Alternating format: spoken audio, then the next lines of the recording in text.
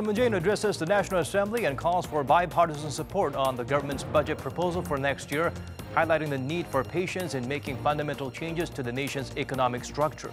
He also asked for support in efforts towards achieving denuclearization and permanent peace on the Korean Peninsula. South Korea and the United States hold their 50th annual security consultative meeting.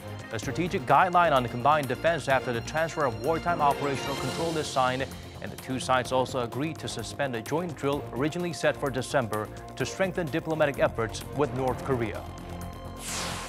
For the two Koreas, it's day one of carrying out an historic agreement to halt all hostile acts against each other. Seoul's National Security Advisor highlighted the significance of covering up artillery near the West Sea, emphasizing the importance of preventing accidental clashes. NEWSCENTER begins now.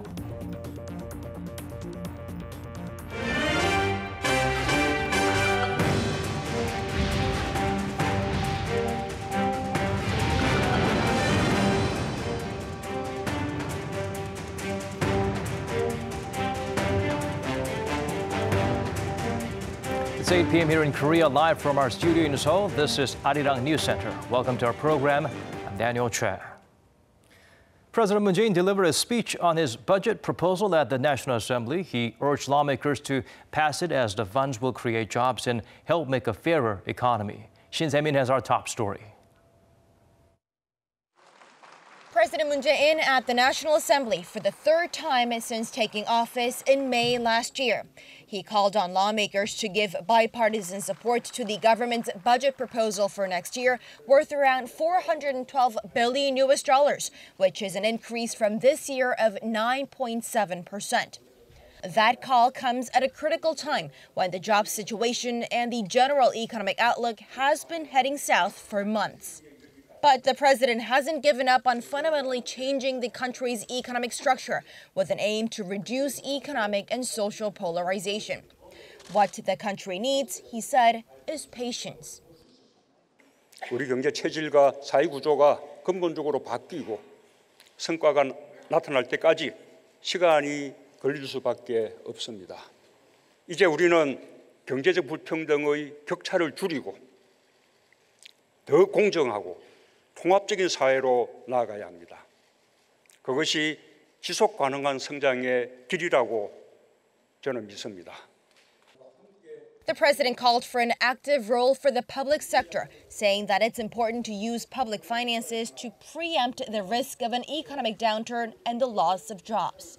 Included in the budget proposal is a 22% boost to the budget for jobs and in funding to encourage innovative growth and nurture SMEs and venture firms.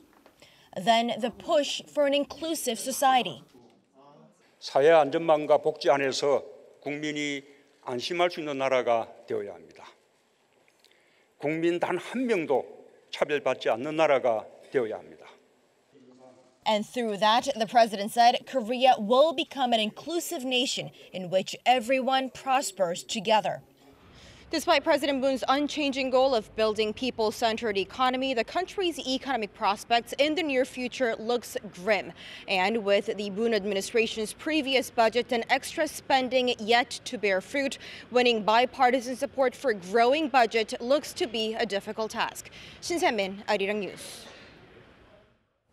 Staying with the president's parliamentary address, the South Korean leader also called on lawmakers to support his administration's efforts to achieve peace on the Korean Peninsula. Hwang Ho-jun shares with us his remarks. He called it a once-in-a-lifetime opportunity that must not be missed. 이제 남과 북, 미국이 확고한 신뢰 속에서 한반도의 완전한 비핵화와 항구적 평화를 이뤄낼 것입니다. 기적같이 찾아온 기회입니다. Regarding the improving inter-Korean relations, President Moon Jae-in emphasized that peace on the Korean Peninsula is necessary to secure a sustainable future for the Republic of Korea. He underscored some of the milestones achieved in the past year. There were 3 inter-Korean summits as well as the historic meeting between the leaders of Pyongyang and Washington. President Moon stressed the two Koreas have completely eliminated the danger of military clashes on the Korean Peninsula through a joint military agreement. And he said there's more to come, especially as the second Kim-Trump summit is on its way and as Kim Jong-un is expected to visit Seoul before the end of this year. He also reiterated his goal to create the Northeast Asian Railroad community with North Korea, the US, China, Japan, Russia, and Mongolia by linking Seoul's railways with those in North Korea, which will not only allow South Koreans to travel to Europe via train, but also will establish a new multilateral peace security system. If conditions permit, he also vowed to support joint projects such as forestry cooperation and the reunion of separated families through the Inter-Korean Cooperation Fund. To achieve all that, President Moon asserted that firm national security is a must. He said the 2019 budget for national defense will see an increase of 8.2% in order to boost South Korea's own defense capabilities. And more than anything, he asked for the parliament's full support. 우리가 이 기회를 놓친다면 한반도의 위기는 더욱 증폭될 수밖에 없습니다. 절대로 그런 일이 일어나지 않도록 우리가 할 수 있는 모든 노력을 다해야 한다는 노심초사의 마음을 함께 해주십시오. President Moon insisted there can be no separation or division between the government and the National Assembly when it comes to settling peace on the Korean Peninsula. He said he hopes the permanent consultative body of the president and the 5 major political parties set to be launched this month will become the perfect platform for such cooperation. Hwang Ho-jun, Arirang News. President Moon's speech raised the curtains for the parliament's annual review of next year's budget. Rival party lawmakers were divided on the message delivered at the National Assembly today.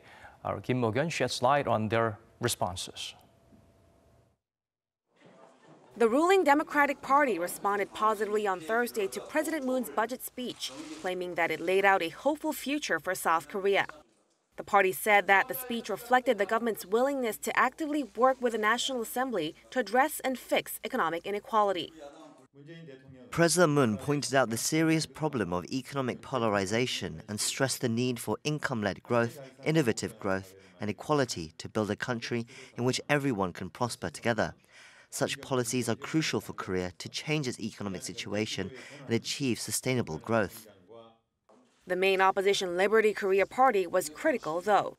The Conservative Party claimed that the entire nation is suffering from the Moon administration's economic policies, especially its policy of income-led growth. And it said the speech showed that the government still doesn't understand what caused the current economic crisis. The Moon administration must stop experimenting on the nation with irresponsible economic policies. We expected a budget speech that would lead to overall economic growth, but today's speech self-righteously insisted on a failing policy. The minor conservative Parliamentary Party also criticized the speech as a disappointing one that did not lay out any specific policy or any plans for structural improvement. The Liberal Party for Democracy and Peace and the Leftist Justice Party, meanwhile, agreed with Moon's speech in most aspects, but stressed the need to aggressively tackle social polarization and boost welfare spending. With the president's speech, the National Assembly officially kicked off its review of the government's budget proposal for next year. In August, the government proposed a budget worth $412 billion that includes expenditures for job creation, social welfare, and inter-Korean projects. The parliament's standing committees will now have a month to deliberate before putting the budget up for a vote in the plenary session on November 30th. Kim Mo-gyun, Arirang News.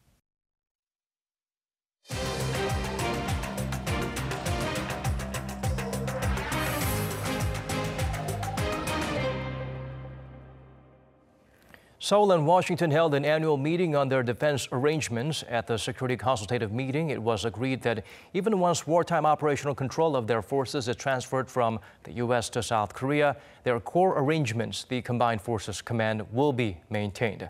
Park Ji-won has more on what the allies accomplished during the session.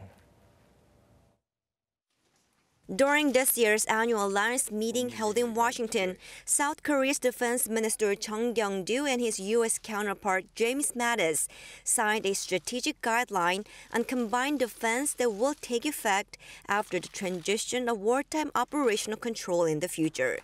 They agreed that when South Korea takes control from the U.S., the Combined Forces Command between the two countries will continue as the post-OPCON transition Combined Forces Command to maintain the Allies' defense posture.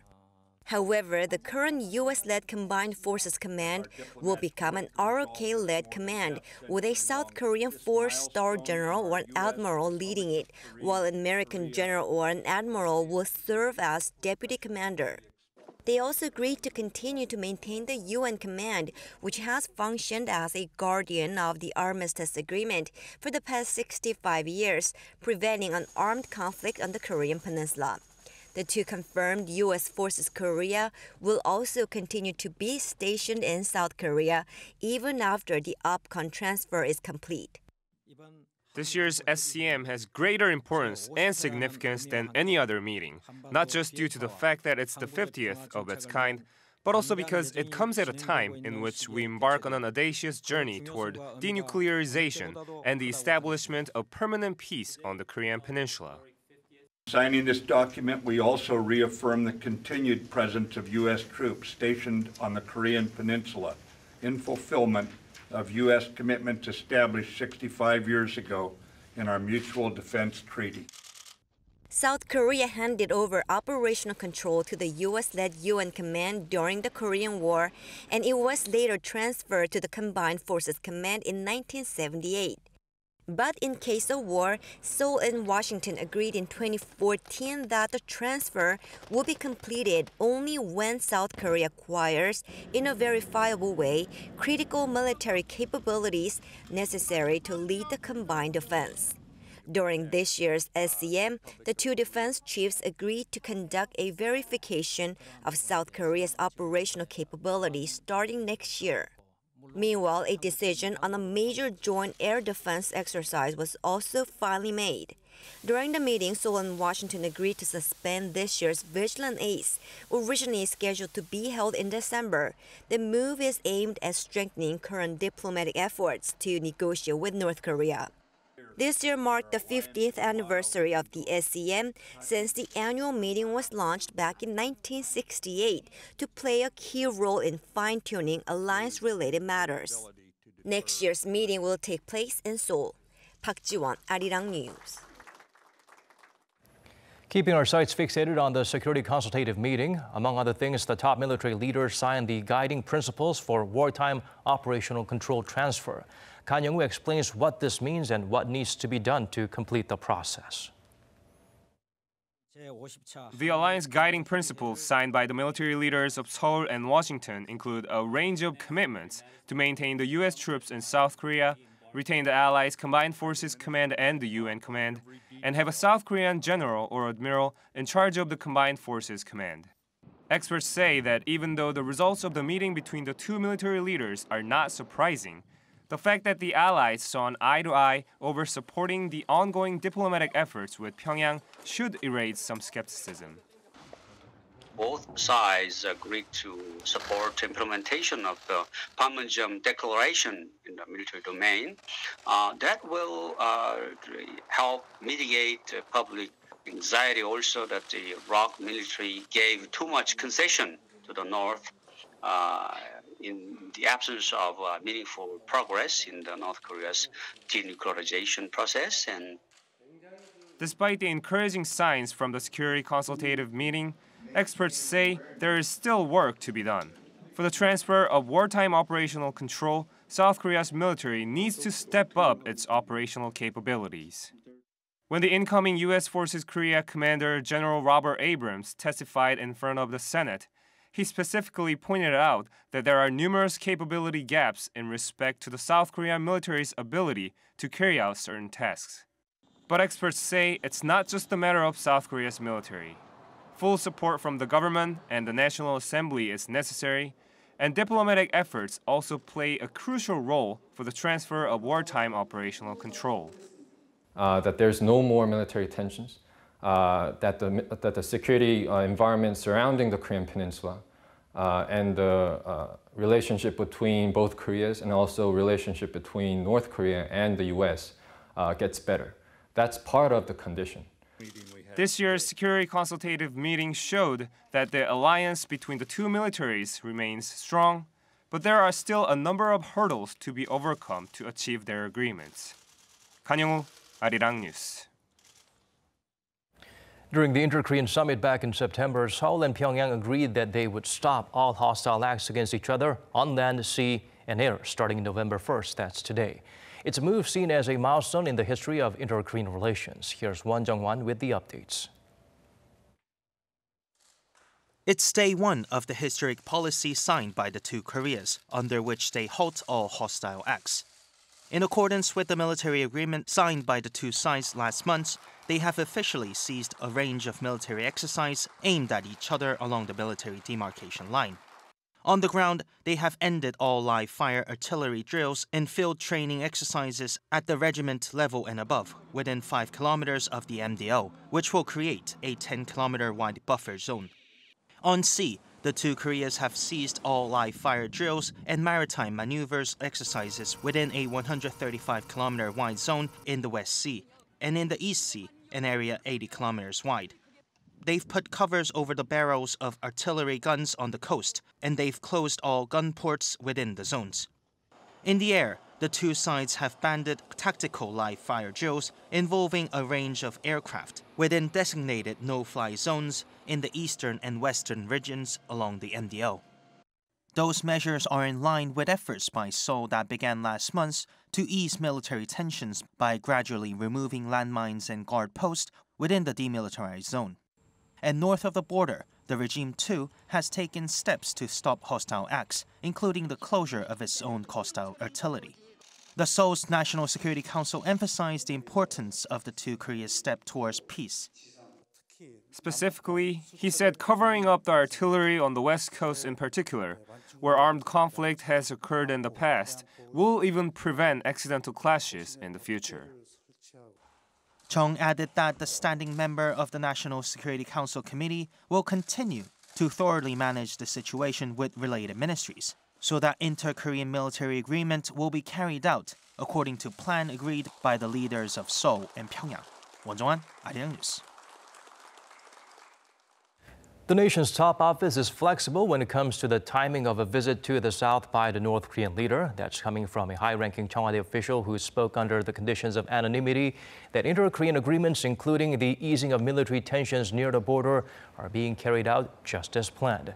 And when it comes to Kim Jong-un visiting Seoul, as he has promised to do, the official said it does not depend at all on the timing of his next summit with President Donald Trump. As for the next Pyongyang-Washington summit, White House National Security Advisor John Bolton has told U.S. media that it won't happen until next year. Seoul's Trade Ministry released its preliminary data on the country's exports and imports. For the month of October, some robust numbers were listed. Kim Hye-sung breaks down the digits for us. South Korea's exports hit nearly $55 billion in October, the second highest figure since the government began recording related trade data in 1956. It's also the first time Korea has posted 6 straight months of exports that top $50 billion. The Trade Ministry says exports in October grew 22.7% on year. Of the 13 major export items, 10 sectors, including semiconductors and petrochemical goods, saw higher exports. 8 of them increased by double digits. Semiconductors grew 22.2% on year, recording $11.6 billion. The accumulated sales of semiconductors passed the $100 billion mark on October 16th. Petrochemical goods exports also surged over 40% on year in October on rising global oil prices. Korea's other main exports, including machinery, autos, and auto parts, also picked up, while exports of displays, ships, and wireless communication devices fell due to weaker global demand. By region, exports to China, the US, Europe, and ASEAN countries all increased, while those to the Middle East dropped due to sluggish demand. The strong export growth figures in October, following an 8.2% drop in September, were also affected by the traditional 3-day Chuseok holidays falling in October last year, but in September this year. October had more working days compared to last year due to Chuseok. But still, exports in September and October increased compared to last year. The rebound in machinery and car exports is particularly encouraging. But going forward, we'll see a decline in memory chip prices and slowing growth in China, which affects Korea's machinery goods exports. Imports jumped near 28% on year, recording over $48 billion in October, leaving a trade surplus of $6.5 billion. The Trade Ministry says Korea is likely to surpass $600 billion in exports for the first time this year, but added that the ongoing U.S.-China trade spat is a downside risk for Korean exports. Kim Hae-sung, Arirang News. Meanwhile, the nation's consumer prices rose to a 13-month high in October, a trend driven mainly by sharp increases in the price of agricultural goods and oil-related products. Kim Ji-yeon helped us look beyond the numbers. Statistics Korea says the nation's overall consumer prices last month increased 2% from the same period last year, on par with the Bank of Korea's target for the year. It had previously remained in the 1% range for 12 consecutive months since October last year. The agency attributes the increases to steep rises in the prices of agricultural goods, which shot up by more than 14%. In particular, prices of Korea's staple food rice rose by more than 24%. Prices of petroleum goods also spiked by nearly 12% on year, the fifth straight month it saw increases in the 10% range. Core inflation, which excludes volatile oil and food prices, rose by 1.1% from the same period last year. Last month, the government tried to lower the burden from rising prices by cutting fuel taxes by 15% for 6 months starting November 6. This comes as the U.S. reinstates sanctions on Iranian oil next week as part of efforts to force Tehran to accept a more restrictive deal on curbing its nuclear and missile program. That U.S. move is projected to further raise international oil prices, impacting buyers like South Korea, which was one of the biggest buyers in Asia of Iranian oil. Gasoline prices in Korea rose for the 17th straight week in the last week of October to trade at around $1.50 a liter, according to OPCON, a gas price posting service run by the Korean National Oil Corporation. Kim Ji-yeon, Arirang News. South Korea's largest steelmaker POSCO may regain access to one of its key export markets, the U.S., since Washington significantly lowered tariffs on the company's steel products. According to steel industry sources in the nation, the U.S. Department of Commerce issued a preliminary ruling on Wednesday to slash countervailing duties on hot-rolled steel from 58.68% to 1.73%. This comes after America made similar moves on POSCO's cold-rolled steel plates last month. The U.S. is to release its final ruling on the duties by April 2019. Here in South Korea, all able-bodied men are required to serve in the military for around 21 months. As there have been cases of people finding new ways to dodge the draft, those refusing to serve for religious reasons became the subject to legal punishment as well. Today, the country's top court took the side of a conscientious objector to military service. Yoon Jung-min zooms in on how religious beliefs is finally recognized as valid reason for exemption from mandatory conscription. South Korea's Supreme Court has ruled in favor of conscientious objection to military service. In Thursday's final ruling, the top court overturned a previous decision by a lower court to punish a Jehovah's Witness for dodging mandatory military service on religious grounds. The accused was sentenced to 18 months in prison in 2013. Under the current Military Service Act, all able-bodied South Korean men must serve around 2 years in the army as a legacy of the 1950 to 1953 Korean War, which ended in a truce. Those who fail to answer to their conscription without a valid reason are subject to legal punishments. Only diseases or natural disasters have been regarded as valid reasons for exemption, but the top court also recognized religious beliefs to be excusable. The court cited it is against democracy, which stands for tolerance of minorities, to punish conscientious objectors for refusing the conscription on grounds of religious faith, in other words, freedom of conscience. In the 9-4 vote, however, 4 justices opposed the decision, expressing concerns that the top court's decision may trigger confusion among the public. They insisted the court should wait until the National Assembly established a law regarding alternative services for conscientious objectors. The latest decision is likely to affect other pending cases as well. Currently, there are 227 other similar cases waiting for a final decision at the top court. The latest decision goes against previous Supreme Court decisions against conscientious objectors in 1969 and 2004. In June, the Constitutional Court ruled that the government must provide alternative services for conscientious objectors. Yoon Jung-min, Arirang News. Samsung Electronics has teamed up with Arirang TV to showcase small firms that are benefiting from a project to create smart factories. In July, the tech titan launched a project to donate $52 million over 5 years to help small firms set up smart factory infrastructure. Arirang TV's new program, SmartBiz Accelerators, will go around the country showing the companies benefiting from the project and how it is helping to improve their competitiveness. A new episode of this show airs every Thursday at 5 p.m. Korea time.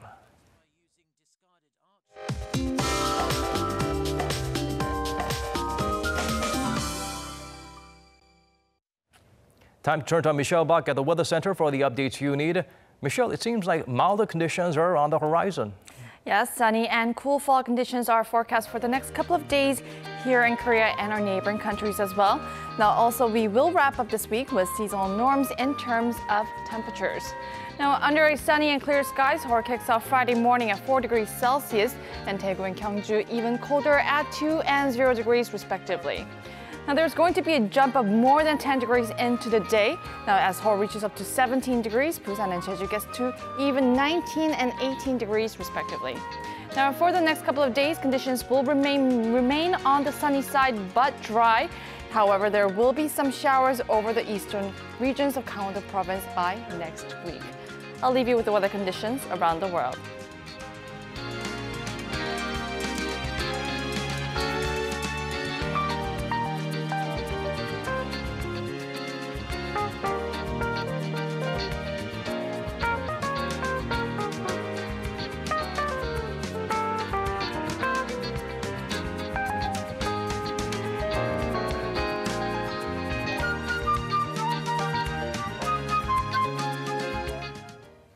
These are the stories we're following at this hour. Thanks for staying with us. Here's wishing you a good day or good night, depending on your time zone.